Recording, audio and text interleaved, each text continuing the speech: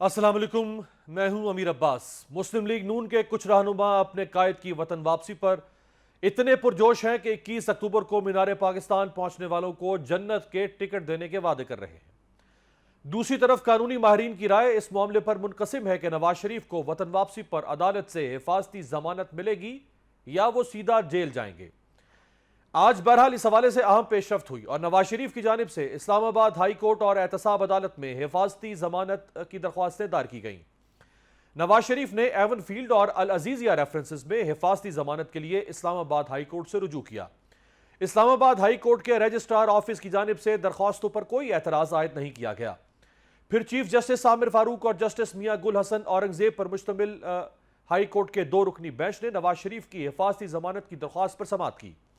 दायर दरख्वास्त में इस्तदा की गई कि नवाज शरीफ केसेस का सामना करना चाहते हैं, सरेंडर के लिए हिफाजती जमानत मंजूर की जाए, अदालत तक पहुंचने के लिए गिरफ्तारी से रोका जाए। अमजद परवेज एडवोकेट ने कहा कि नवाज शरीफ ने जमानत का कभी गलत इस्तेमाल नहीं किया। जब सजा सुनाई गई तब नवाज शरीफ बैरून मुल्क थे। नायब प्रोसिक्यूटर ने अदालत को बताया कि मैं इस केस का प्रोसिक्यूटर हूं, मैंने इनके दलाइल सुने हैं, अगर कोई मुल्जिम आना चाहता है तो हमें एतराज नहीं। बाद अज़ां हाई कोर्ट ने नैब को नोटिस जारी करते हुए कल तक जवाब तलब कर लिया है। इलावा अजीज तोशाखाना केस में भी नवाज शरीफ ने हिफाजती जमानत की दरख्वास्त दायर कर दी, जिसमें दायमी वारंट मुअत्तल करने की सदा करते हुए कहा गया कि नवाज शरीफ अदालत के रूबरू सरेंडर करना चाहते हैं। उनके दायमी वारंट 24 अक्टूबर तक मुअत्तल किए जाएं। अहम बात यह है कि सितंबर 2020 में इस्लामाबाद हाई कोर्ट के जस्टिस आमिर फारूक और जस्टिस मोहसिन अख्तर कियानी पर मुश्तमिल 2 रुकनी बेंच ने अल अजीजिया और एवन फील्ड रेफरेंस में सजा के खिलाफ नवाज शरीफ की अपीलों पर समाअत की थी। दौरान समाअत उस वक्त जस्टिस मोहसिन अख्तर कियानी ने रिमार्क्स दिए थे कि मुल्जिम यानी नवाज शरीफ लंदन में बैठकर हुकूमत और अवाम पर हंसता होगा, जो कि निहायत शर्मिंदगी का मकाम है। जस्टिस आमिर फारूक ने उस वक्त कहा था कि तरीकाकार पर अमल करने का मकसद यह है कि कल को मुल्जिम कोई सहारा ना ले सके। साथ ही उन्होंने कहा कि मुल्जिम यानी नवाज शरीफ हुकूमत और अवाम को धोखा देकर गया है। याद रहे कि नवाज शरीफ को 2018 में अल अजीजिया मिल्स और एवन फील्ड करप्शन केसेस में सजा सुनाई गई थी। अल अजीजिया मिल्स रेफरेंस में उन्हें लाहौर की कोट लखपत जेल में 7 साल के लिए कैद कर दिया गया था, लेकिन कुछ ही अरसे बाद उन्हें तिब्बी बुनियादों पर लंदन जाने की इजाजत दे दी गई थी। नवाज शरीफ जेल में सेहत की खराबी के बाद नवंबर 2019 में इलाज की गर्ज से लंदन रवाना हो गए थे। इसके अलावा साइफर केस में चेयरमैन पीटीआई और शाह महमूद कुरैशी पर 23 अक्टूबर को फर्द जुर्म की कार्रवाई की समाअत होगी। चार्ज फ्रेम होगा और फर्द जुर्म आयद होगी, जिसके बाद बाकायदा ट्रायल शुरू होगा। ताहम अमेरिका में पाकिस्तान के साबिक सफीर असद मजीद का 161 का बयान सामने आया है, जिसके मुताबिक साइफर में कोई धमकी और साजिश का लफ्ज सिरे से मौजूद ही नहीं था। सफीर ने कहा कि मैंने अपनी मिस्टर डोनाल्ड लू के साथ मुलाकात का अहवाल साइफर के जरिए मामूल के मुताबिक रिपोर्ट किया। यह एक सादा और मामूल की खतो किताबत थी। मेरे साथ मौजूद हैं 2 अहम सियासी शख्सियात, सेनेटर कामरान मुर्तज़ा साहब जमीयत उलमा इस्लाम फजलुर रहमान ग्रुप से माहिर आईन कानून भी हैं, और बैरिस्टर मोहम्मद अली सैफ साहब माहिर आईन कानून और साबिक तर्जुमान खैबर पख्तूनख्वा हुकूमत पाकिस्तान तहरीक इंसाफ के मरकजी रहनुमा, बल्कि यूँ भी कह सकते हैं कि चंद लोग जो टीवी पर सामने आ सकते हैं या अभी तक मौजूद हैं कहीं ना कहीं, उनमें से भी एक है। बहुत शुक्रिया दोनों मेहमानों का। कामरान मुर्तज़ा साहब, आपसे सारा आगाज़ करूँगा। नवाज शरीफ साहब की वापसी, सीधा जेल जाएंगे एयरपोर्ट से या एयरपोर्ट से पहले अदालत जाएंगे? ये बहुत सारे केसेस इस नौयत की अदालतों में आए हैं माजी में। इस पे तो एक वाज़े सी अदालती नज़ीर मौजूद होनी चाहिए, फिर इसमें इबहम और बहस क्यों अभी तक जारी है? ये इबाम और बहस नहीं है, इनफैक्ट इबाम हम पैदा कर रहे हैं। फर्ज कर लीजिए कि मैं जेयूआई से मेरा ताल्लुक है और मैं तहरीक इंसाफ का मुखालिफ शख्स हूँ और साथ ही एक वकील भी हूँ, तो मैं जो पोजीशन लेता हूँ वो किसी न किसी सूरत अपनी अपनी साइड को सिर्फ करने के लिए और दूसरी तरफ जो है वो खराब करने के लिए। इसी तरह से जो हमारे दूसरी तरफ से लोग आते हैं वो भी यही करते हैं। तो इनफैक्ट ये सिर्फ प्योर कानूनी मामला है। कानूनी मामले में पहली बात तो ये है, कन्विक्शन मौजूद है, मगर कन्विक्शन के साथ राइट ऑफ रिसरेक्शन दिया हुआ है, यानी वो कन्विक्शन या वो अपीलें जो है ना वो किसी भी वक्त जिंदा हो सकती हैं, वो उसी आर्डर में लिख दिया गया है। अब राइट ऑफ रिसरेक्शन है तो वो जाहिर है उसमें एप्लीकेशनें आ जाएंगी, एप्लीकेशनें आएंगी तो राइट चूंकि देखा गया है, ऑर्डर को सबने कंसीड किया है, उस ऑर्डर को चैलेंज नहीं, ऑर्डर जो है ना वो उसी हालत में जिंदा है। अब उसके बाद अगर कोई एप्लीकेशन देता है, कोई बेल की प्रोटेक्शन मांगता है, प्रोटेक्टिव बेल की, तो के लिए इवन क्या कन्विक्टेड आदमी के लिए कोई ममानियत है कानून में? मुझे तो कम से कम ऐसी ममानियत नजर नहीं आई है, क्योंकि आप जो 498 वाली बात है उसको 426 के साथ भी मिला के पढ़ते हैं, यानी सस्पेंशन के साथ भी पढ़ते हैं, वहां पे भी बेल हुआ करती है। तो इसमें दोनों बातें मुमकिन है कि उनको प्रोटेक्शन मिल जाए या प्रोटेक्शन न मिले। ये अदालत की स्वाबदीद है। हाँ। एप्लीकेशन आ गई है, पिटीशन आ गई है, नैब को नोटिस हो गया है। अब देखते हैं कि अदालत करती क्या, क्योंकि वैसे भी अब सब जुडिस मैटर है, सब जुडिस में ज्यादा हम बाहर नहीं जा सकते, क्रीज से बाहर नहीं जा सकते, तो उसमें अब अदालत पाबंदी है, मगर ममानियत कहीं पे नहीं। सही। अच्छा कामरान साहब, जरा वापस चलते हैं 19 नवंबर 2019 को, 4 साल पहले, जब मियां साहब जेल में थे, जमानत नहीं मिली थी, बाहर नहीं गए थे। वो जमानत थी मशरूत 4 हफ्ते की, वापस आएंगे तो वापस जाएंगे उसी स्टेज पे जहां पे वो जेल में थे, कैद थे। तो इस केस को यूं भी तो देखा जा सकता है ना कि उसी जगह से केस वापस शुरू होगा। अगर आज उनको जमानत मिल जाती है और वो जेल में नहीं जाते, फिर तो इसका मतलब एक नई सिचुएशन पैदा कर दी गई है ना। नहीं, देखिए, स्टेटस क्वो एंटे की बात नहीं आएगी। स्टेटस क्वो एंटे की बात इसलिए जरूरी नहीं है कि क्या उसके बाद बहुत सा वक्त एक गुजर गया, नए सरकमस्टांसेस भी हो सकते हैं और फिर एक तगासा मौजूद है। आप इस तगासा अगर कल आ जाता है और वो कहता है कि जी हमें रिक्वायर्ड नहीं है, तो देन आप क्या कहेंगे? सही है। अच्छा, ये बात इमरान खान के साथ नहीं हुई, ये पीटीवी पे हमले वाले केस में, यानी उनके खिलाफ मुकदमा दर्ज हुआ था उस वक्त जब वो हमला हुआ था, और उसके बाद जब वो कोर्ट में केस था तो उसके बाद इस्तगासा के वकील ने जो है ना वो कंसीड किया था, इधर से दरखास्त आई थी इक्विटल की और उसको कंसीड किया था और वो इक्विट हो गए थे। तो आप एक तो अपना निज़ाम देखिए, उस निज़ाम पे गौर करिए, और दूसरी बात ये है कि यहाँ पे कोई ममानियत नहीं है, डिस्क्रिशन है। डिस्क्रिशन जो है ना वो किसकी फेवर में और क्यों सही है। इस्तेमाल हो। वो अदालत की डिस्क्रिशनरी पावर है कि अदालत क्या इस पे फैसला करती है। बैरिस्टर सैफ साहब, अमजद परवेज साहब ने आज फरमाया अदालत में कि जमानत का हमने कभी गलत इस्तेमाल नहीं किया। तो ये जो 4 हफ्ते की जमानत 4 साल में तब्दील हो गई, ये गलत इस्तेमाल के जुमरे में आएगा या कानूनी इस्तेमाल के जुमरे में आएगा? और दूसरा, उन्होंने फरमाया कि तिब्बी बुनियाद पर हम अदालत के सामने पेश नहीं हो सके थे। अगर तिब्बी बुनियाद पर आप अदालत के सामने पेश नहीं हो सके थे, तो फिर आप सऊदी अरब कैसे गए, यूएई कैसे जाते रहे, यूरोप के दौरों पर कैसे जाते रहे?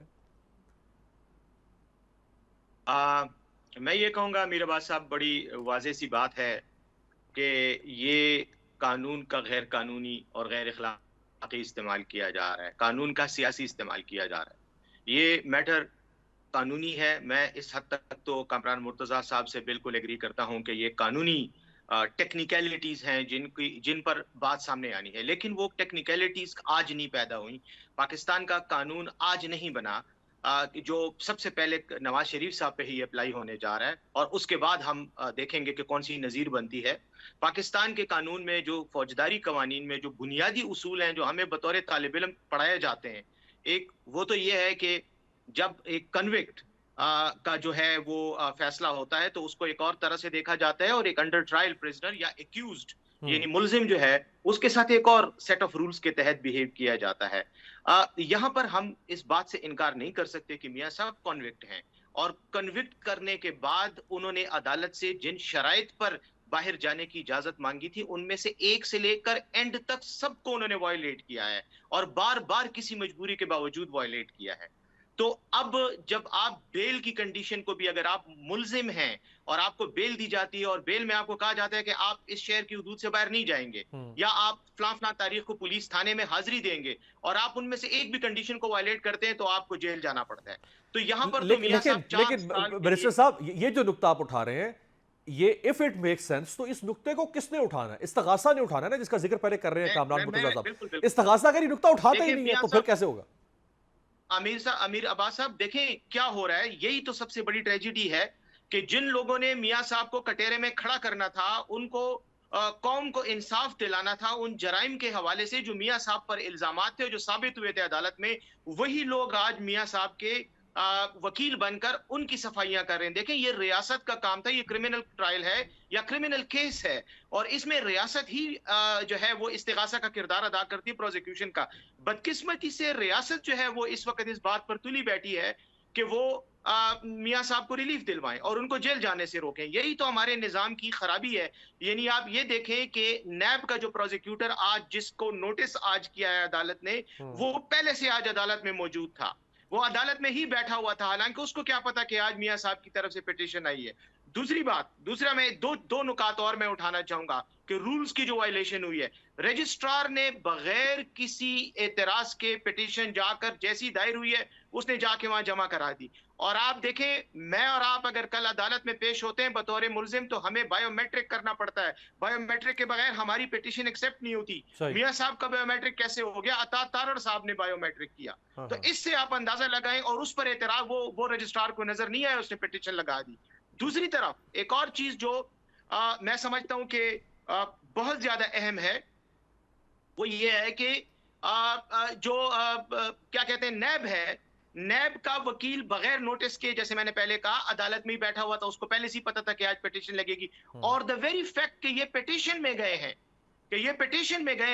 इन्होंने रिट पिटीशन हाई कोर्ट में जमा कराई है, उससे ही पता चलता है इनको इस बात का इल्म है कि अच्छा। हमारे पास कोई लीगल प्रोविजन हमें बचाने वाली नहीं है इस वक्त फौजदारी कानून में। हम अदालत की जो ग्रेटर डिस्क्रिशन का फैक्टर है उसी को एक्सप्लॉइट कर सकते हैं। अगर अदालत ने अपनी मर्जी में सवाबदीद में हमें रिलीफ दे दिया तो फबिहा, वरना हमारे पास कोई और रास्ता तो नहीं है। इस पे और तो आप ये इत्तेफाक कर रहे हैं ना, 426 जो कामरान साहब कह रहे हैं कि अदालत की डिस्क्रिशन है, कहीं लिखा नहीं हुआ इस केस में कि ऐसे होगा या नहीं होगा। अगर अदालत समझती है तो मियां साहब को जमानत दे देगी।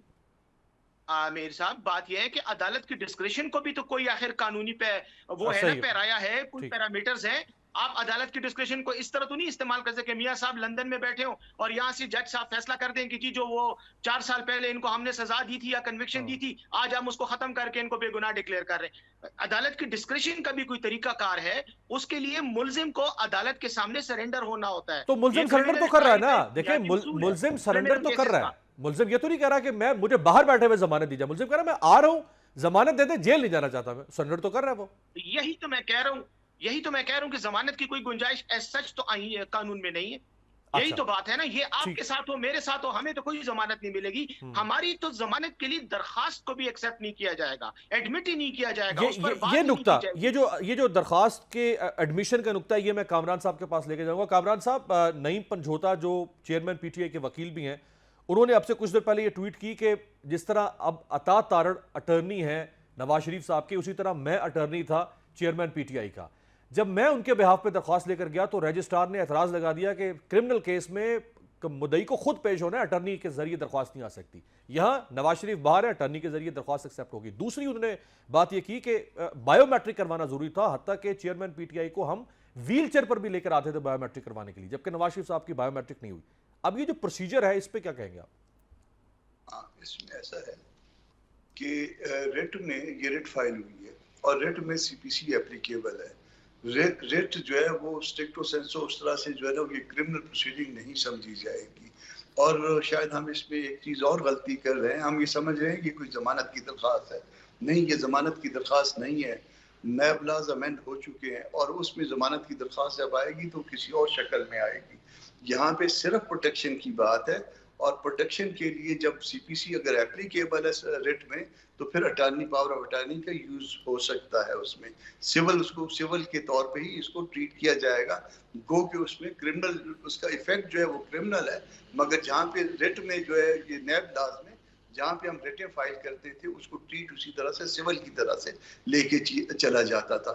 तो ये सिर्फ प्रोटेक्शन की बात है। और जो गिला कर रहे हैं, शायद मुझे नहीं पता उन प्रोसीडिंग का, मगर जो उनके पीटीआई के वकील साहब जो गिला कर रहे हैं वो मुमकिन है कि वो प्योर क्रिमिनल प्रोसीडिंग्स हो। ये प्योर क्रिमिनल है, ये सिविल प्रोसीडिंग के तौर पे। इसमें हम जब सुप्रीम कोर्ट वगैरह भी आते रहे हैं तो वहां पे भी इसकी जो रजिस्ट्रेशन होती थी नैब के केसेस में वो सिविल साइड पे होती थी, ना कि क्रिमिनल साइड। तो आप ये फरमा रहे हैं कि ये हिफाजती जमानत का केस है, जमानत का केस उस तरह से नहीं है? केस नहीं है, इसमें 2, 4 दिन, 5 दिन, 10 दिन, 1 दिन ये दे सकते हैं सिर्फ पहुंचने के लिए, बस इससे ज्यादा नहीं। उसके बाद वो नैब लॉज में चूंकि अमेंडमेंट हो चुकी है इस वक्त अप्लाई करती है, तो मेरा ख्याल है कि वो फिर उसमें आएंगे और उसमें दरखास्त देंगे। फिर वो बनती है नहीं बनती है, कन्विक्ट को हो सकता है उसने मिसयूज किया, उसने मिसयूज नहीं किया। ये तो एक तरह से, अब मैं इसके एक और बड़ा थोड़ा सा लाइटर साइड जी जी, ये तो है कि किसी को आने दो और उसके बाद उसके साथ जब उसकी बेल जब आए उसके बाद फिर उसके साथ देखी जाएगी, वो आपकी जुरिस्डिक्शन में तो आ जाए ना एक दफा। सही, एक दफा हाथ तो लग जाए, आप ये कहना चाह रहे हैं। अच्छा, ये फरमाइएगा कामरान साहब कि अगर प्रोटेक्टिव बेल यानी फांसी जमानत मिल जाती है कल या परसों में, तो वो एक दिन के लिए हो सकती है, 2 दिन के लिए हो सकती है, और वो जितनी मुद्दत के लिए होगी उसमें वो आजाद शहरी होंगे। जैसे ही वो खत्म होगी तो उन्हें वापस जेल जाना पड़ेगा खुद से, या फिर नेक्स्ट स्टेप क्या होगा उसका? उसमें ऐसा है कि ये मुख्तलिफ इसके वो होते हैं। इस्लामाबाद हाई कोर्ट का जो तरीकाकार है उसमें बाज़ औक़ात जो है सिर्फ एयरपोर्ट से अपनी अदालत तक पहुंचने के लिए देते हैं, और जब उनकी अदालत के सामने पहुंच जाए वो एक्चुअल सरेंडर हो जाता है, फिजिकल सरेंडर हो जाता है इस्लामाबाद हाई कोर्ट में, देन उसको वो इनलार्ज कर देते हैं 1 दिन 2 दिन 4 दिन या जिस अदालत तक पहुंचना है उस वक्त तक। और ये बहुत लंबी नहीं होती। और उसके बाद फिर चूंकि उनकी अपीलें पेंडिंग है, और पेंडिंग आप उस सेंस में नहीं है, मगर उसमें राइट ऑफ रिसरेक्शन दिया हुआ है।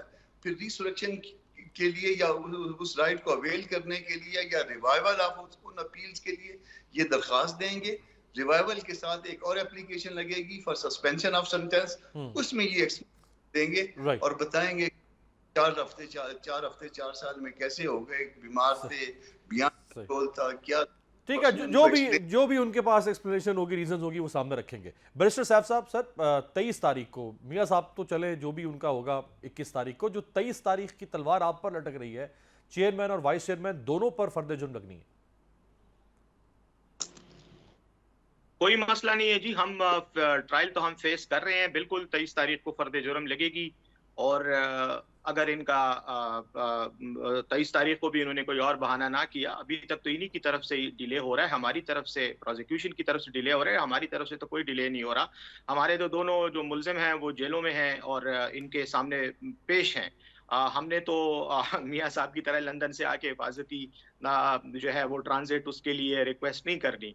तो हमारे लिए तो कोई मसला नहीं है। जहां तक केस के मेरिट्स का ताल्लुक है, वही बात है कि चूंकि केस अंडर ट्रायल है, ज़ेर समाअत है, उसके मेरिट्स पे तो मैं बात नहीं करूंगा। लेकिन ये जो हमारे खिलाफ बयानात का पलंदा आज ये कुछ दिन पहले पेश किया गया है साइफर केस में, तो पढ़ने के बाद वो पढ़ लें और फिर टीवी पर इन्हीं लोगों के बयानात भी देख लें, या बाकी जो इनके अदालती ये 161 के अलावा जो इनकी स्टेटमेंट्स हैं जो रिकॉर्ड पे हैं वो देख लें। फिर साइफर केस के साथ जो कुछ हुआ, नेशनल सिक्योरिटी काउंसिल की मीटिंग्स में जो कुछ उस पर बहस हुई, काबीना के इजलासों में जो बहस हुई, वो सारी चीजें आपको क्लियर कर देती हैं कि ये एक बना बनाया केस है, एक रेडी वो क्या कहते हैं, एक बनावटी केस है, एक बेबुनियाद केस है, और इसकी कोई सच लीगल इसमें कोई स्ट्रेंथ नहीं है। कैसा लगेगा ट्रायल होगा और साफ शफाफ होगा तो हम इसमें वो होंगे, एक्विट होंगे। कैसा लगेगा आपको कि 21 अक्टूबर को मियां साहब लैंड करके पुरतपाक इस्तकबाल, रेड कार्पेट, मियां साहब मीनार पाकिस्तान, जलसा, 21 अक्टूबर को ही इसहाक डार की असासाजात केस में बरीयत का फैसला आना है, और वो बरी अगर हो जाते हैं तो 23 को आपके ऊपर फर्द जुर्म लग रही है, आपके ऊपर फर्द जुर्म, और 21 को पीएमएलएन का डी डे, बड़ा दिन है उनका। क्योंकि मैंने आपको शुरू में ही बताया कि पाकिस्तान में इस तरह के केसेस में जो इंसाफ है वो सियासी इंसाफ होता है, उसमें सियासी मसलहत को और सियासी मफादात को देखा जाता है, पॉलिटिकल जस्टिस होता है। इसलिए मैं ये कहूँगा कि उस दिन मुझे क्या लगेगा, इसके बजाय अगर मैं ये कहूँ कि पाकिस्तान के निज़ाम इंसाफ को कैसे महसूस होगा, तो मेरे ख्याल में पाकिस्तान का निज़ाम इंसाफ उस दिन खून के आंसू बहा रहा होगा। बहुत बहुत शुक्रिया बैरिस्टर मोहम्मद अली सैफ साहब और सेनेटर कामरान मुर्तज़ा साहब हमारे साथ मौजूद थे। एक ब्रेक पर जाते हैं। ब्रेक से वापसी पे पाकिस्तान की मईशत गुज़श्ता चंद दिनों से जो बेहतर होने की तरफ गई, आज कहाँ खड़ी है, ब्रेक के बाद।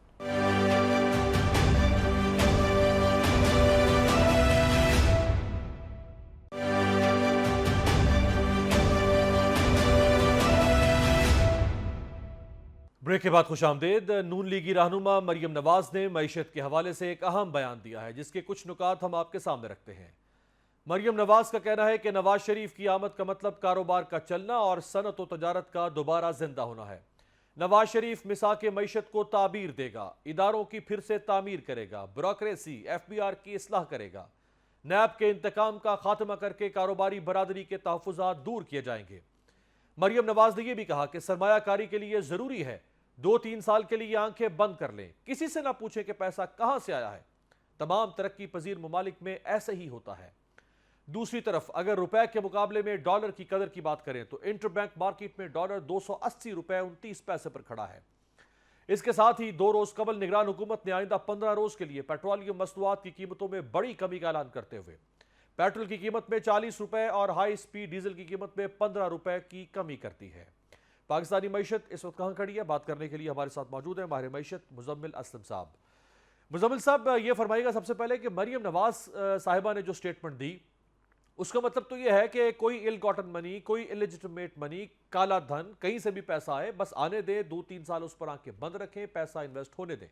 शुक्रिया। सबसे पहले तो मैं आपके साथ जो है जो फ़लस्तीन में हो रहा है और कल जो बम जो है अस्पताल में फेंका गया है उसकी मजम्मत करूंगा और तहरीक इंसाफ और हमारी जो है पूरी हमदर्दियां जो है फ़लस्तीन के साथ है। देखिए, सबसे पहले तो अमीर भाई, इनको समझ नहीं है मईशत की, और मरियम को तो बिल्कुल भी नहीं है। अब वो उसको लीडर दिखाने के लिए जो है लिख के दे देते हैं और शी एक्चुअली डोंट नो कि व्हाट शी इज टॉकिंग। अब पाकिस्तान जब 2018 में इनकी हुकूमत गई थी तो हम FATF में दाखिल हुए थे। इन्होंने जो है हमें ग्रे लिस्ट पे डाल के जो है पाकिस्तान को जो है हुकूमत थमा दी थी। फिर 3.5 साल मुसलसल FATF के, दुनिया के और FATF की तारीख के सख्त तरीन एक्शन प्लान के बाद जो है ये जैसे इनकी हुकूमत आई तो FATF ने हमें ग्रे लिस्ट से निकाला। IMF प्रोग्राम जो है वो ये कहता है कि अब वो FATF को भी देखता है और वो कहता है कि आप एमनेस्टी नहीं दे सकते कोई, ठीक है ना जी। और IMF ने ये लिखवाया है बाकायदा प्रोग्राम में अपने। और ये जो मरियम नवाज अब बात कर रही हैं वो फिर एमनेस्टी की बात कर रही हैं और कह रही हैं कि किसी से कुछ नहीं पूछो, जहां से जो पैसा आ रहा है, जहां जा रहा है। मुजम्मिल साहब, ये एमनेस्टी तो गुजरी हुई ट्रांजैक्शंस पे होगी ना, वो तो कह रही है कि आइंदा भी 2-3 साल के लिए आंखें बंद कर ले, जहां से आए जैसे आए बस आने दें।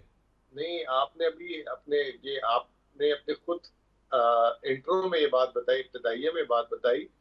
उन्होंने कहा कि जो पैसा लगाएगा उससे पूछेंगे नहीं कहाँ से लाया, कहाँ से लाया। इसी को तो एमनेस्टी कहते हैं, ठीक है ना। उसके पास जेब में पैसे आए किधर से, इसी को तो एमनेस्टी कहते हैं। और किसको एमनेस्टी कहते हैं?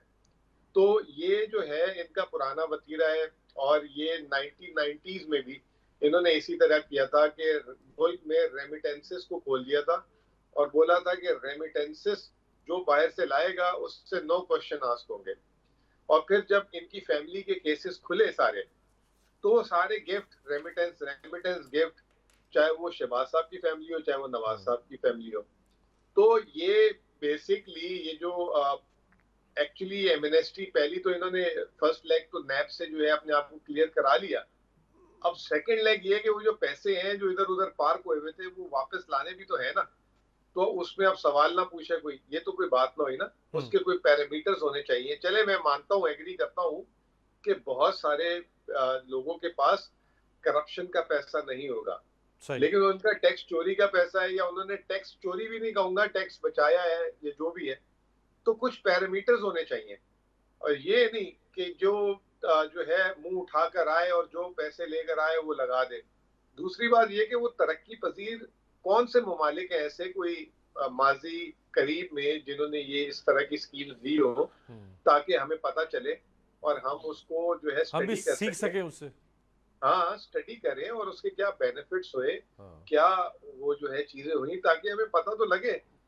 तो ये तो वही वाली कहानी है, इलेक्शन से पहले रिश्वत दे दो और ये सारे लोगों को जो इस तरह की चीज चाहते हैं उनको जो है घेर लो कि भाई ये आएंगे तो ये आपको जो है इस तरह की एमनेस्टी मिल जाएगी। सही। तो मैं खुद देखें, मैं आपको पर्सनली एक बात बताऊं, मैं खुद जो है इस हक में नहीं हूं एमनेस्टी के, लेकिन कोई अभी अगर सबको रेगुलराइज करना है तो कोई एक तरीका तो बनाना पड़ेगा।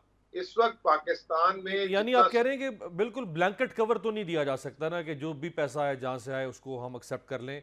ये फरमाएगा कि डॉलर को 325 से गिर के नीचे आना शुरू हुआ जैसे इंटरिम गवर्नमेंट आई और उसमें एस्टैब्लिशमेंट की बहरहाल एक भारी सपोर्ट साथ खड़ी थी और वो 275 पर आ गया। इसकी ओरिजिनल वैल्यू क्या होनी चाहिए? 270, 60, 50 कहाँ पे आना चाहिए डॉलर को?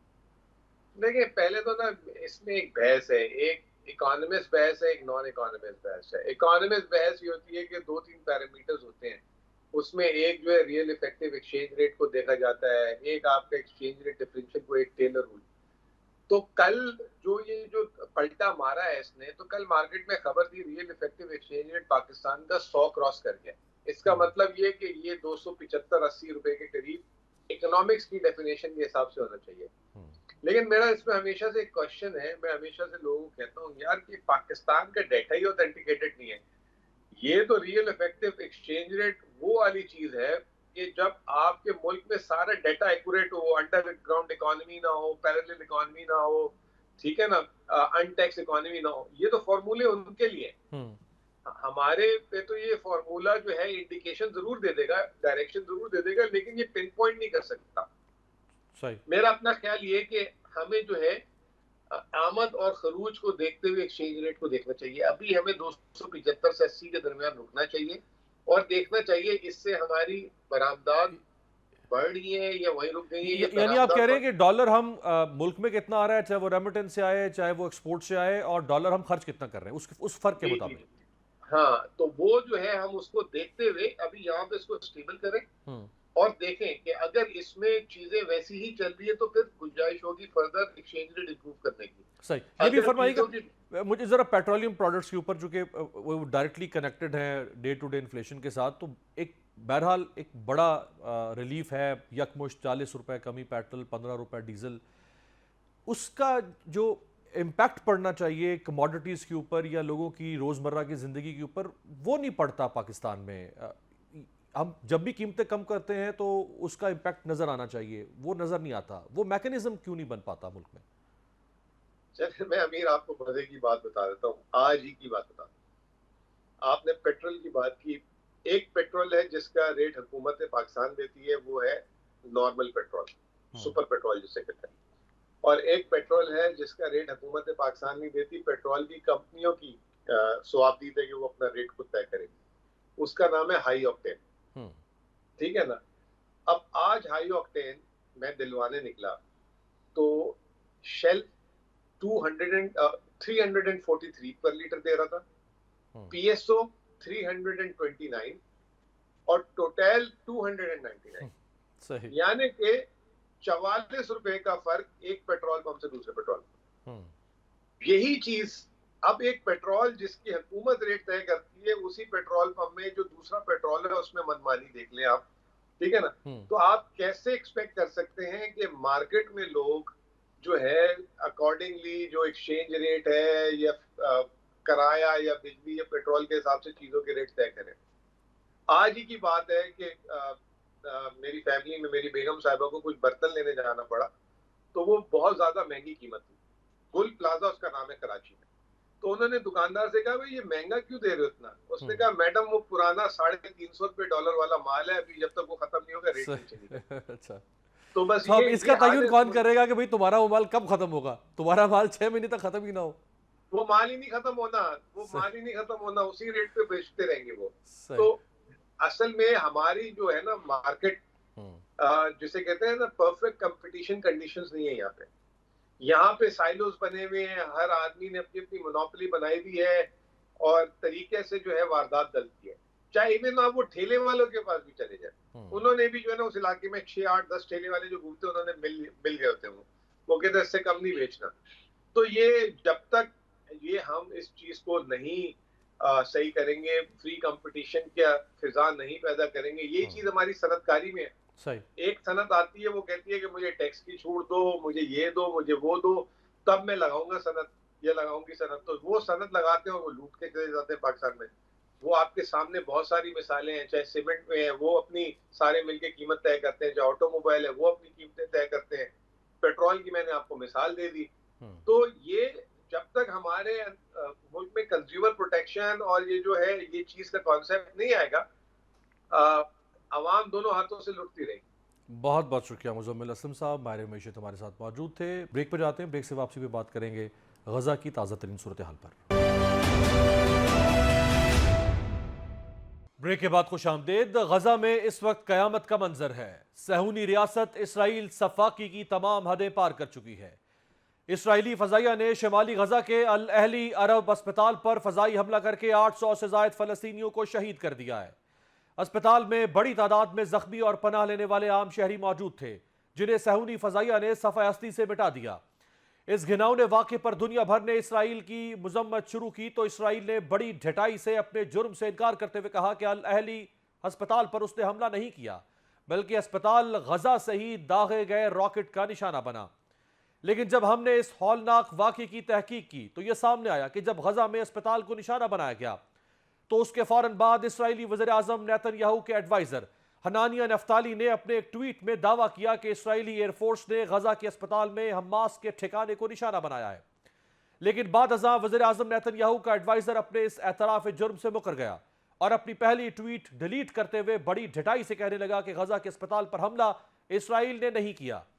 दूसरी जानिब रूस ने गजा के अस्पताल पर इस्राएली बमबारी को जुर्म और गैर इंसानी फेल करार देते हुए कहा है कि अगर इस्राएल इस हमले में मुलव्विस नहीं है तो उसे सैटेलाइट तस्वीर लाजमी जारी करनी चाहिए। याद रहे कि अब तक गजा पर इस्राएल के हमलों में शहीद फलस्तीनियों की तादाद 3,500 से तजावुज कर चुकी है, जिनमें बड़ी तादाद में मासूम बच्चे और खवातीन शामिल हैं। अमरीकी सदर जो बाइडन आज इस्राएल के दौरे पर पहुंचे, जबकि उर्दन, मिस्र और फलस्तीनी अथॉरिटी ने अमरीकी सदर से मुलाकात करने से इनकार कर दिया है। गजा के अस्पताल पर इस्राएली हमले के बाद दुनिया भर के मुख्तलिफ ममालिक में इस्राएल के खिलाफ गम व गुस्से का इजहार बढ़ रहा है। बैरूत में मुजाहिरीन की बड़ी तादाद ने अमरीकी सिफारत खाने के बाहर आग लगा दी, जबकि मुजाहिरीन ने बैरूत में अक़वाम मुत्तहिदा की इमारत में भी तोड़ फोड़ की। इस्तंबुल में मुजाहिरीन ने इस्राएली काउंसिल खाने को आग लगा दी, जबकि अनकरा में भी हजारों शहरी सड़कों पर निकल आए और इस्राएली सिफारत खाने के सामने एहतजाज करते हुए इस्राएली सफीर की मुल्क बदरी का मुतालबा किया। हमास और इस्राएल के दरमियान जंग आहिस्ता आहिस्ता मजीद इलाकों तक फैल रही है।